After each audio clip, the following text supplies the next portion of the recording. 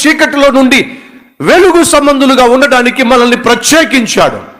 వినండి సహోదరి సహోదరులు, మనం లోకంలో ఉండాలి కానీ లోకం మాత్రం మనలో ఉండడానికి వీల్లేదు. పడవ నీళ్ళల్లో ఉండాలి కానీ నీళ్లు మాత్రం పడవలో ఉండడానికి వీల్లేదు. ఏమవుతుంది? నీళ్లు పడవలో చేరినట్లయితే పడవ మునిగిపోతుంది. ఏమవుతుంది? లోకస్తులు మన జీవితంలో చేరినట్లయితే మనల్ని ముంచేస్తారో. ఆశ్రిత లేక మిశ్రిత జనము ఆనాడు ఇశ్రాయేలీయులను తప్పుత్రోవ పట్టిస్తే వీళ్ళకన్నా బుద్ధి ఉండాలి. వాళ్ళు చెప్పిన మాట విని వీళ్ళు కూడా అదే పాట పాడడం మొదలు పెట్టారు.